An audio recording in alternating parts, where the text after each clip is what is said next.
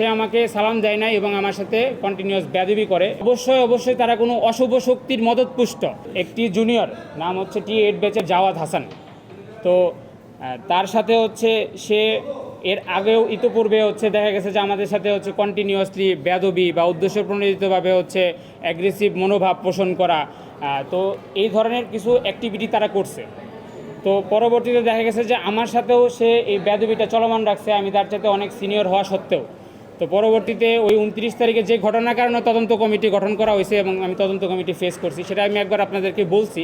সেটা হচ্ছে যে সেই 29 তারিখে ঘটনা যে ঘটছে সেটার প্রেক্ষিতে আমাকে হচ্ছে 3 তারিখে একটা নোটিশ দেওয়া হয়েছে। ঘটনা ঘটছে হচ্ছে যে সে আমাকে সালাম দেয় না এবং আমার সাথে কন্টিনিউয়াস বেয়াদবি করে এবং আমাদের অনেকের সাথেই করে। তো সেটার যথাযথ কারণ তাকে আমি জানতে চাইলে সে আরও বেয়াদবি বাড়াই ফেলে। তো এই কারণে পরবর্তীতে তাকে হচ্ছে আমি জিজ্ঞেস করি যে কেন, এবং এটার মধ্যে সালামও ছিল, প্রথমে ছিল সালাম ব্যাপারটা। তো এটাকে তারা হচ্ছে অনেক বেশি পরিমাণ হচ্ছে অতিরঞ্জিত করে কিছু গণমাধ্যমে হচ্ছে এটাকে প্রচার করার চেষ্টা করতেছে। এবং আমি একবার এটা আপনাদের মাধ্যমে বলছি যে এটা একটা মিথ্যাচার।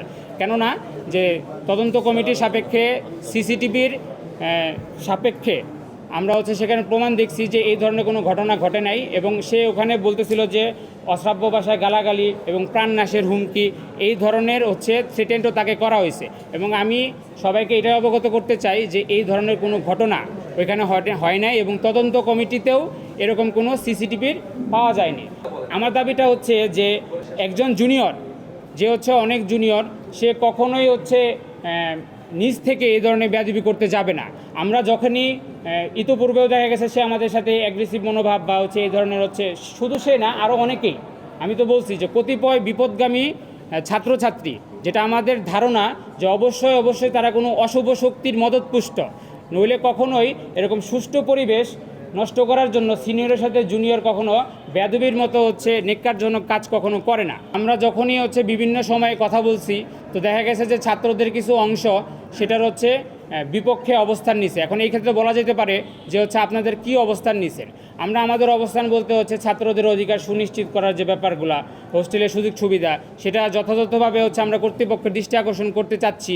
কিন্তু দেখা যাচ্ছে যে সেটা কর্তৃপক্ষের কাছে আমরা সমাধান তো পাচ্ছি না, বরঞ্চ দেখা যাচ্ছে যে আমরা কিছু জুনিয়রের প্রধানলের হচ্ছে সম্মুখীন হচ্ছি আর কি। তো একজন সিনিয়র বড় ভাই, তার বিরুদ্ধে কিছু মিথ্যা অভিযোগ তুলে ধরা হয়। সেই মিথ্যা অভিযোগের একটা ছিল সালাম দেওয়া নিয়ে তিনি একটা জুনিয়রকে হত্যার হুমকি দেয়, যেটা মোটেই ভিত্তিহীন। আর যেটা বলবো সেটা হচ্ছে ক্যাম্পাসে সিনিয়র জুনিয়র থাকবে, সিনিয়র জুনিয়রদের মধ্যে সবসময় একটা প্রীতি সৌহার্দ্যের বন্ধন থাকবে। একটা সিনিয়র আমাকে একটা কোনো বিষয় নিয়ে সাহস কিংবা আমার কোনো কিছু নিয়ে বলতে পারে, তো সেই জন্য আমিও সিনিয়রকে ওই রকম রেসপেক্ট দেখাতে হবে। তো দেখা যায় যে আমাদের মেডিকেলে সেটা রক্ষা হয় না।